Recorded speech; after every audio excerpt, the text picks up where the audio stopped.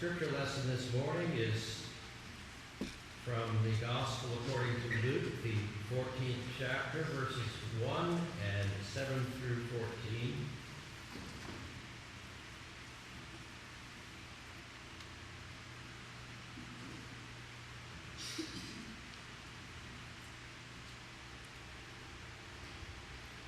One Sabbath, Jesus went to eat a meal at the home of one of the leading Pharisees. And people were watching Jesus closely. Jesus noticed how some of the guests were choosing the best places. So he told this parable to all of them. When someone invites you to a wedding feast, do not sit in the best place.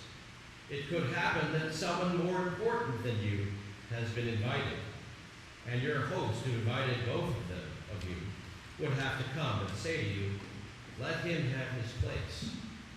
Then you would be embarrassed and have to sit in the lowest place. Instead, when you are invited, go and sit in the lowest place so that your host will come to you and say, come on up, my friend, to a better place. This will bring you honor in the presence of all other guests. For those who make themselves great will be humbled, and those who humble themselves will be made great. Then Jesus said to his host, when you give a lunch or a dinner, do not invite your friends or your brothers or your relatives or your rich neighbors, for they will invite you back, and in this way you will be paid for what you did. When you give a feast, invite the poor, the crippled, the lame, and the blind, and you will be blessed, because they are not able to pay you back. God will repay you on the day the good people rise from death. May God add a blessing to the reading and hearing of the word. Well, as I was sharing with the children, this whole issue of having parties and issuing invitations can be a tricky business, can't it? Who do you invite? Who do you not invite? Which invitations do you accept? Which invitations do you decline? Or how about the one that some of our children, and maybe sometimes even us adults, grapple with? What happens when you have accepted an invitation and then you get what you think is a better one? Try to find a way to wriggle out of the first invitation. I'm not confessing anything.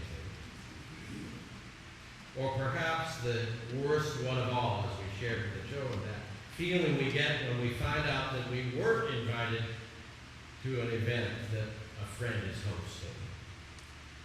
And of course, the feeling our friend gets when they find out that we found out that they hadn't invited us to their event. This whole business of invitations brings up all sorts of feelings and insecurities, doesn't it? Even for us adults. The invitations we do and don't receive send us messages about how well we fit in, how much our presence is valued and wanted.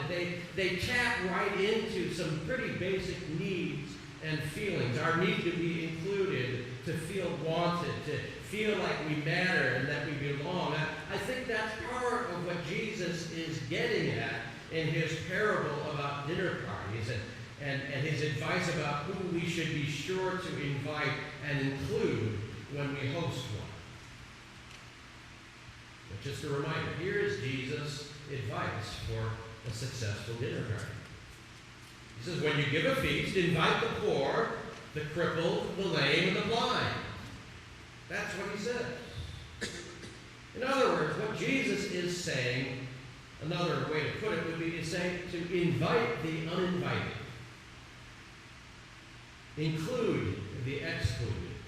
Roll out the welcome mat to the rejected. Lavish hospitality upon those that the world in general ignores and even discards. The image of people sitting around a table and eating together, I think, is a very powerful image. We all need to eat, for one thing, so we can all relate to it. Food is, of course, a necessity of life, and so those who have lots of options for how they will feed themselves and with whom are certainly blessed. But it speaks of how this universal need to eat is also linked to our need to belong. Because, of course, we will all sit down at some sort of table or another, but there are vast differences in the sorts of tables that different people eat at, right? Some sit at vast, long tables with all sorts of food and drink, and lots of other people to enjoy them with lots of laughter and enjoyment, while some sit by themselves at a small table with meager or sometimes even non-existent fare. These are the uninvited, the ones that Jesus insists that we should be at pains to invite. Well, as I said to the children, perhaps it goes without saying that Jesus is talking about a whole lot more than dinner times. The powerful image of the dinner table is really about community. Who is in community with whom? Who gets invited? Who is left out? Who is seen as really belonging and who is considered less desirable? Who gets enthusiastically embraced and who is discarded? For Jesus, the important thing is for everyone to get an invitation to the banquet that is the human community. And since there are some who will automatically get an invite, the rich, the good-looking, the talented, the able, the people who throw great parties in return, because they're always going to get invites, he doesn't seem too worried about that. He is, however, concerned about the poor, the physically disabled, the blind. In other words, folks who were in Jesus' time the ones who were seen as somehow not fully human, and who even in our mostly more, or somewhat at least more enlightened time and setting, are still often marginalized and even warehoused, neglected and living in a ghostly existence. See, we throw people away still, don't we?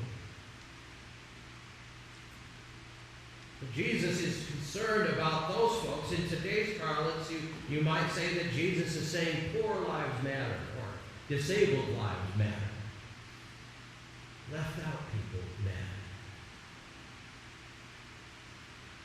Because they do. I mean, it's not so much that other lives don't matter, but we already know that.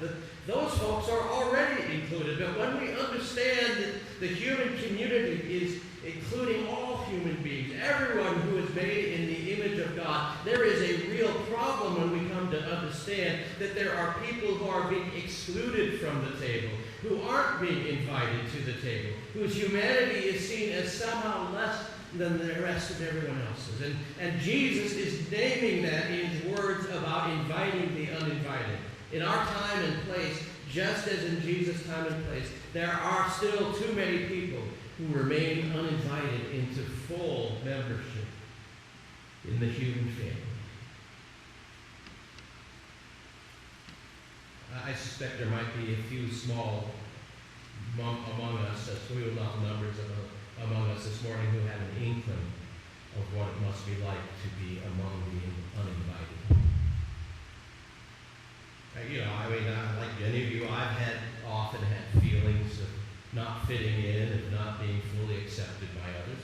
But I'm not sure that qualifies for me to say that I fully understand the pervasive and ever-present feelings of not being like everyone else that, say, a person with developmental disabilities might feel every day. But perhaps for a moment we can try to understand the feeling that these many folks have virtually all the time. One of the windows into that world that I had the privilege of experience came in the form of a woman named Flo. She was, along with two of her good friends, Ginger and Jeannie. They were members of the first church that I served as a pastor in Amesbury, Massachusetts. And they lived in a group home just down the road from the church. And every Sunday morning, the three of them would embark from this group home and walk up to the church and come to worship together. Now, Flo was the ringleader of this trio, and she was certainly the most verbal of them all, and she was, you might say, kind of needy. She loved to talk on the phone and made up all sorts of excuses to the folks who worked at the home for why she should be able to use the phone. And oftentimes on Saturday nights, I would get a phone call from her, with questions like, "Oh, Pastor, is it all right if I wear culottes to church tomorrow?" Anything to get on the phone. And then, of course, at church itself, she wanted a lot of my time. And rare was the Sunday when Flo did not have several prayer requests. And it was not unusual for her to try to talk with me as I processed down the center aisle to the chancel at the beginning of worship. But I will admit, and I'm not proud of this, I found her kind of annoying at times. But my annoyance was greatly diminished the first time I visited Flo at her room in the group home. And once in the room, I couldn't help but notice that every picture on her wall had something to do with the church. She had pictures of me along with every other pastor who had served in the time that she had been a member. Most of these pastors, she had at least one picture of herself with the church, and I was reminded of her setting up a picture with me and her, which I had no idea what she was going to do with it. And also all over were newspaper articles about the church, letters and certificates from the church that had been sent to her. And suddenly it became clear to me that in many respects, being a part of her church family was the most important thing in her life. It was and remains for me an incredibly humbling experience that I still carry with me. It was real hard to be annoyed with her after that.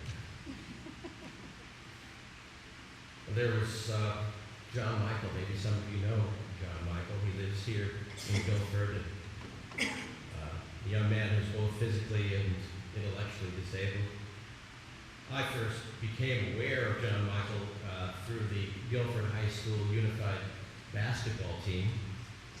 Now, the Unified team, for those of you who don't know what that is, it's made up of disabled students and their able-bodied helpers, one of whom is my 17-year-old son, Danny. Wendy and I are so proud that our son gives of his time and his energy in this important work, and we know it makes a big difference in the lives of the young people on the team and also in his life. Well, as I say, that was my first kind of introduction to John Michael, because he stood out, really. He stood out because he was, unlike most of the kids on the team, when he was on the court, he paid absolutely no attention to what was going on. There'd be this pitched battle on one end where they're fighting over a rebound, and John Michael was wandering around on the other side of the court. Just having a good old time. And one of Danny's jobs, along with some of the other helpers, was to try to walk with John Michael. And by chance, if now and then he was on the same side of the court where the action was happening, maybe try to get him a little bit involved in the game. And it didn't work. He was just kind of oblivious. So anyway, I always remember John Michael because he really, like I said, he stood out. Yesterday we attended Gilbert Old Home Day, and Danny and I were coming out of the pancake breakfast at the youth center, and I happened to see John Michael out of the corner of my eye. I said to Danny, oh, there's John Michael. Why don't you go say hello to him? And I did ask Danny if I could tell this story, by the way. So I said, why don't you go say hello to him? And Danny says, oh, well, no, he won't remember me. And given how out of it he seemed at the basketball games, I figured he was probably right. Well, Danny had to leave Old Home Day to go to work, and we stayed, the rest of us, Wendy and my daughter and Emily and I. And eventually, a little while later, we ran into John Michael and his family. I know his mother through Rotary. And I never really had a chance to meet John Michael before, but we introduced ourselves to him as Danny's family, and guess what? Danny, oh yeah, you remember Danny, and then he started talking about all the other people that he was hoping to be able to see while he was there at Old Home Day, and I realized, man, he didn't care anything about basketball, but he sure cared about people.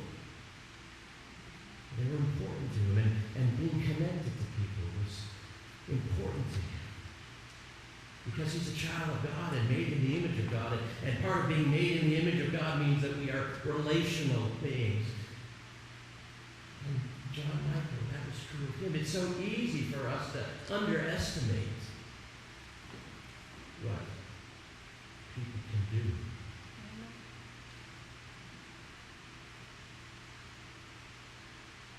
All of us, not just Danny. I didn't mean to tell him this story just to...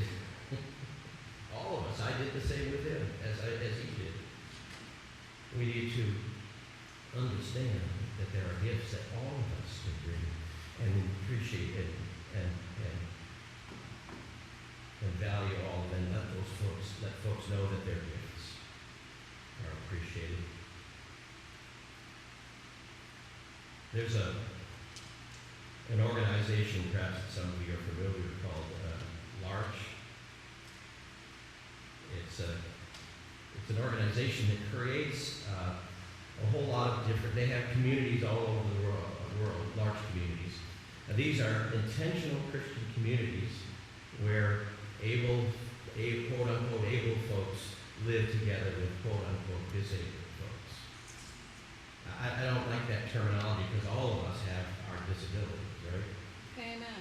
Do any of you all have disabilities? I can't do math very well. That's a disability, right? But anyway, in the large communities, people live together and they build a community. Let me share with you a few things that Jean Vanier, who is the founder of large communities, has to say. And I think they fit right in with what Jesus was getting at. He says, in the end, the most important thing is not to do things for people who are poor or in distress, but to enter into a relationship with them, to be with them and help them find confidence in themselves and discover their own gifts. And then listen to this. Jesus is the starving, the parched, the prisoner, the stranger, the naked, the sick, the dying. Jesus is the oppressed, the poor. To live with Jesus is to live with the poor. To live with the poor is to live with Jesus.